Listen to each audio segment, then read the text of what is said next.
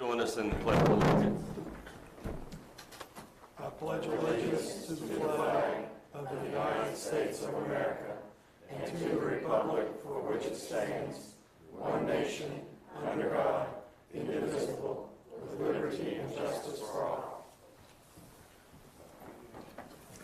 Welcome, everybody. First thing on the agenda tonight is the approval of the minutes from the adjourned budget work session on February 26th and also the regular town council meeting on March 8th. Were there any questions, changes, corrections? No? Not, we'll approve those as submitted. Next, the report of the town manager, Mr. Warner. Thank you, Mayor Black, members of council. A few items for the good of the public knowledge. First is our annual spring cleanup week will be held April 4th through the 8th. And also, April has been designated as cleanup month. So for parties who are interested in sprucing up town, if they will get in touch with the Public Works Department, they have arranged kits for picking up garbage and sprucing up, and the DW will be happy to distribute that. Also wanted to bring attention to the traffic issue that will occur on Monday, May 28th. Traffic in the 100 block of North Bridge Street will be impacted beginning at 9 o'clock a.m.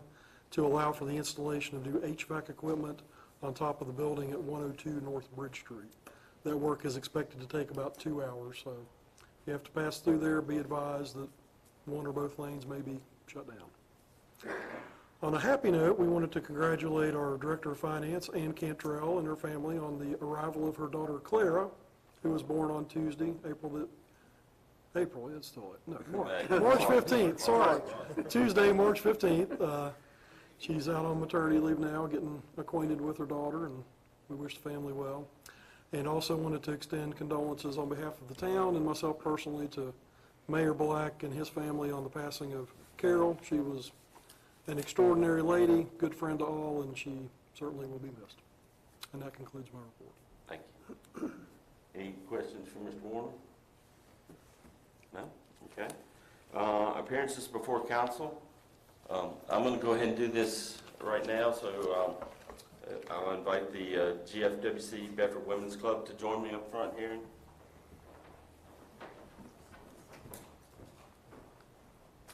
Speech. I think Barnhart will only here 5 minutes from now, sure. Sure, Barnhart will show up 10 minutes from now.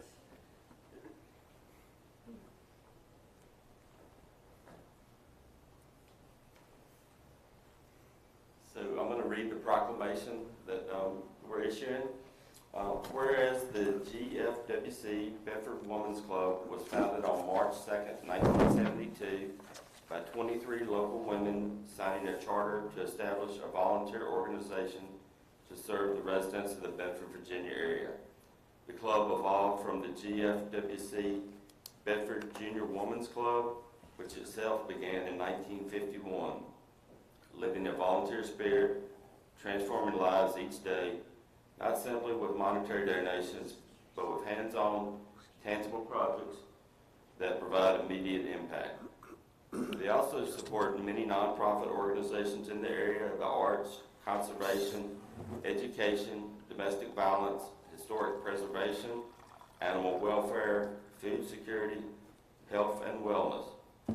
And whereas the GFWC Bedford Women's Club recognizes the need for the arts in any community, and the club has supported the Littletown Players by monetary donations and volunteer work.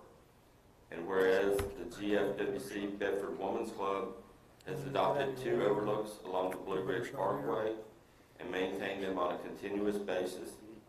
Additionally, members recycle within their communities, are stewards of the land, plant wildlife habitats, and cultivate native plants.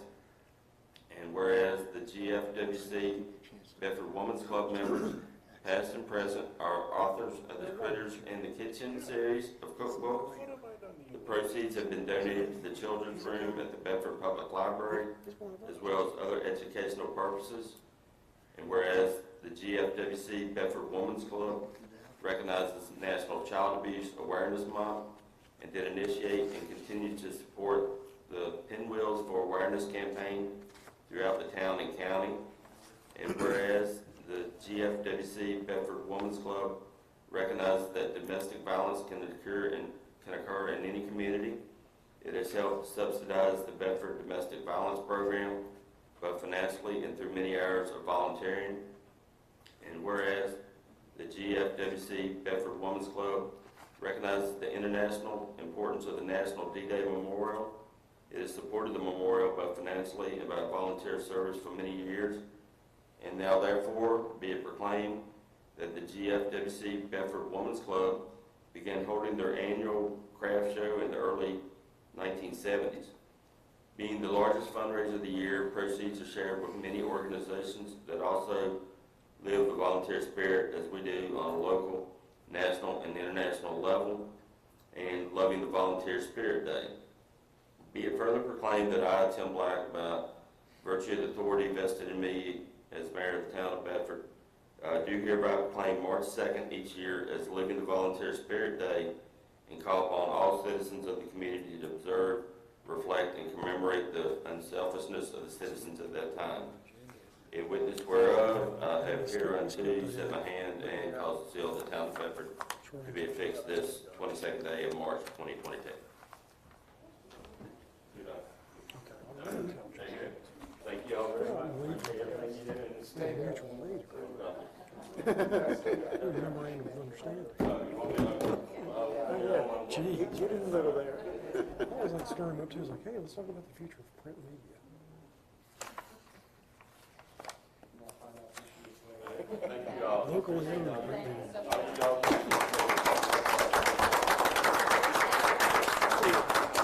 Thank you, appreciate what you do. Heart made just enough.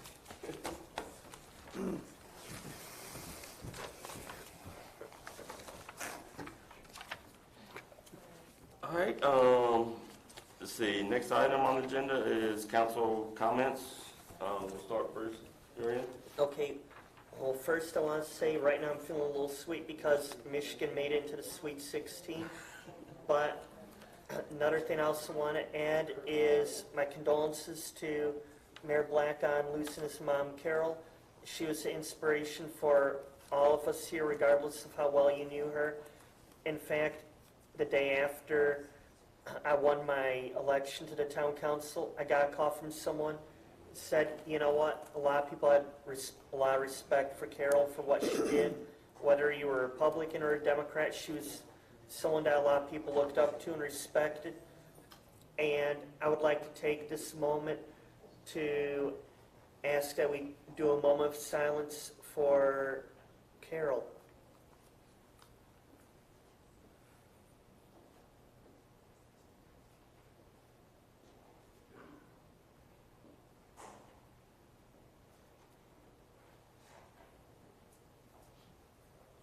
Thank you, Bruce, appreciate those words.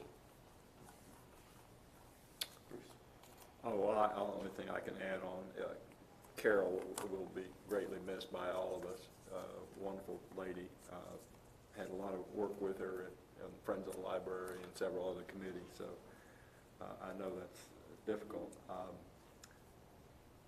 Going on from there, I did attend the Central Virginia Planning District Commission meeting on March the 17th.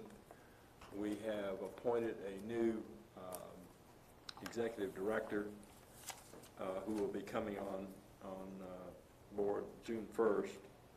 This will be Alex, let me get this right name here, Alex Brebenon. He's coming from Petersburg, where he was serving as executive director there. He also came out of South Carolina, so it should be real interesting. Gary Christie will be retiring. He's going to work up until Alec comes on board. So there should be some changes going on with that commission. Just to repeat what the others have said, my condolences to you, Tim. I know we've talked. Carol was a great community leader. She did a lot of things for the community, and we've known each other for years, decades, but her legacy will live on. Thank you. Same thing that everyone else says. My condolences to you, Mayor Black. Carol will be missed by the community, and she was a great lady, and she always depending on you to help her through life, so. Same thing, Tim, yeah, I knew your mom pretty well. Condolences to you. It's been a tough year for you, but she'll be missed. As far as on my end, the planning commission, we never really, like, I guess traditionally, we don't treat that the same as the other committees as far as providing a report. So I just figured I'd throw that out there. If you guys want me to tell you how that goes, I can, but I don't know, because I'm a council member of that, or, I don't know, if you wanted me to, I can give you a brief rundown, but I just didn't know if it was necessary, so. I mean, we do get the minutes, Yeah, you know, So so we do get the minutes from the planning commission. Okay. And typically, everything you all do ends up coming to us at that point, at some point. Oh, Mike, have you ever seen anything like that in any other localities? Or are we kind of different in that regard, that we have an appointment from the council to the planning commission? Most localities either have an appointee who's either a voting member or a liaison member, who can't vote but does have right to speak in the planning commission. The planning commission does need to, in theory, give you a written report once a year, which usually just says, this is the number of applications we heard, and this is how many moved forward to you, this is how many just died out. Some planning commissions that do approvals of site plans and subdivision plats have other things going on than rezonings and CUPs, and so they sometimes have stuff they want to report on. Okay. It really depends on what your preference is. The only real statutory requirement is that they need to give you some sort of a basic written report once a year. Which we do. Yeah. And like I said, we do get the minutes, but Darren, if you feel there's something, maybe not something. I just didn't want to do if it wasn't something we were supposed to do. Nah, I mean, If there was some reason for that, doesn't sound like there is, so I mean, if you, anytime you want to okay. tell us I anything. wasn't really ready with the formal issue. We did have a 3-3 tie on a vote, and I guess you guys had heard about that, right? It wasn't, whether it was or wasn't a spot zone is an issue I'll let Mr. Lockaby maybe address better than me. There's legal spot zones and there's illegal spot zones, but it's a tough call because it's where Harris Printing has been. It's been in business for 50 years, but it's not zoned commercial. It's R1E, right? Well, the buyer wants to make a duplex. Well, there's already duplexes, allegedly, over there, but they're not allowed. So the seller's like, well, other people are doing this, why can't I? So to get it done, we'd have to, I guess, rezone that one little lot of a 1/4 acre. Or we could possibly do, I think, a text change to the actual zoning regs to allow duplexes in that region, in the R1E. We're gonna probably make changes in the next 18 months that will allow that anyways. I don't know. But it was a tough call, and I actually abstained because I wasn't aware really till that night that one of the agents who was gonna speak, Ronnie Gross, I actually, at that time, Ronnie was an agent of mine on the sale of a property. So I abstained because I just wasn't sure. I talked to Mike, and it's okay for me to vote. So that's gonna come back before us, though. So that will come back, To up the to us. planning commission, because I asked Mary, I said, well, is that gonna go up to the full council as a tie? Or does it stay at the planning commission? And she just said she was gonna keep it at the planning commission, I think.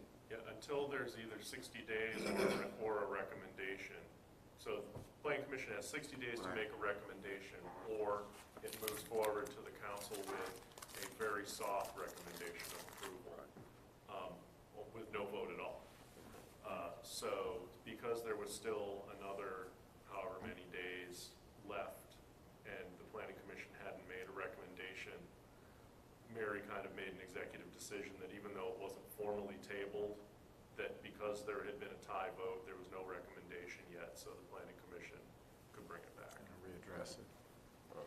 That was just for that, Harris Printing? yeah, the lot right there. Yeah, the buyer wants to make it a duplex, and Okay, but the house next door, that was, I mean, they've been there forever. Because there's a house there, then it's an apartment complex behind, not a complex, but an apartment Right. building behind it. that's what I'm saying. That For was us all- to make it lawful for that to happen, we'd have to rezone it or make a language change to the zoning regs. Now, people have done some things, that, whether they're grandfathered in or not, I don't know. Even the Harris Printing was commercial. It wasn't zone commercial, but they were there for 50 And then years. you had the cafe that was there for Right. quite a few years. Right, so that's why we're redoing the zoning regs. It's such a mishmash and needs to be fixed. But Okay. it's just a tough spot, because you want to help this lady, but you don't want to rezone a quarter acre in the middle of another zone. No, I think there's something that's gonna happen in those areas there because the way they're set up. Right. We got just the way they've set up and people have put up businesses there, whether they were legal or not. Right. It was a business. Right, and they let it go. Yeah, if people, nobody said anything. Like we had towing companies and they weren't allowed for a Yeah. while, right, Bart? Wasn't that kind of So, Ancillary uses. I mean, we'll figure out, I think we can hopefully figure out a way around, We'll deal with that, yeah. however, what we'll need to do there. But at the same time, I see where, that is a dilemma with our, The issue came up again at the end of another matter, of Airbnbs. And I know we addressed this a year and a half ago or so, and we just kind of said no, I think. Now, they're going on in town. oh, yeah. But, you know, my pitch was, and has been throughout, I just don't want them in the R1 neighborhoods, you know. I want my neighbor to be my neighbor, not a new person every 3-4 days. But there was a lady that came up, I think she'd owned Airbnbs for quite some time, or not Airbnbs, bed and breakfast for a while. And she was really pushing it, and, you know, we need to get with the times, so. We're gonna have to face it again, you know. They're out there, I mean, my take is just. And they're in R1. They're not allowed to be, Mr. They're in there, probably, I would say. They're not supposed to be. I just would rather not my neighbor have new people come. One of the selling points of Bedford is it's beautiful, nice neighborhoods, right? You know, where you can have family and kids playing and you know your neighbors. You know, I think we can do something to allow them in certain areas or conditional use permit process or something. You know, it's a strong point of Bedford is our nice family neighborhoods. And we're gonna have a new hotel, maybe another one, so I think we're going to be able to address those issues, but it's going to probably come back before us, whether we make it formal, the Airbnb situation. All right. That's all. let's get it straightened out, because my daughter's a realtor, Ronnie, she's talking about coming here and opening up an office. So let's get all that straightened out before she comes in. Right here, Yeah. we're on Main Street. Yeah. Good deal. So, Tim, I haven't gotten grown enough yet to call your mama Carol. I just haven't, because ever since I've known it was Miss Black or Mr. Black, ever since I was a kid, so I just haven't grown up enough.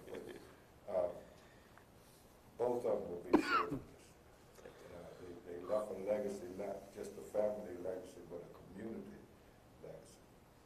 So they're gonna be missed, and it's not gonna be easy from experience, you know, but they gave you everything you need to do what you need to do. Thank you, guys. Appreciate all of your kind words. You know, they came here in 1964 and fell in love with this place and made it their home. Made it, you know, they love serving their community. Both of them, mom and dad did, and so do I. So appreciate all your kind words. So, you know, Bart, I messed you up on the new business part, but anyway, I'm sorry. No worries. So anyway, go ahead with the consent agenda, or is that, because there was no council committees, I don't think we've had council committee meetings. So we'll move into the reappointment of the members to the local board of building code appeals. Mayor Black, members of council, 2 members' terms on the local board of building code appeals expire on April 30, 2022. Both current members have agreed to continue to serve on the LBBCA for an additional 2-year term. Tonight, council is requested to reappoint LBBCA members as follows. James Rose to a 2-year term to expire on April 30, 2024, and Jody Mayhew, 2-year term to expire on April 30, 2024. Do we have a motion? So moved. Second? Second. Any discussion? Is that, so Jody, just so everybody knows, Jody Mayhew's a Class A building contractor, I believe, in town. Was James Rose, was he the gentleman that was the maintenance, in maintenance at the hospital? Yes, Am sir. I right there? Okay, so he was in building maintenance at the hospital, so just, if anybody didn't know. just wanted- All right, any discussion or questions, or, all right, roll call. Mr. Carson. Aye. Mr. Haley. Aye. Mr. Hartwick. Aye. Mr. Johansson. Aye. Mr. Schoen. Aye. Mr. Stanley. Aye. Mayor Black. Aye. Motion carries with 7 ayes. All right, with that, we're adjourned. All right. Another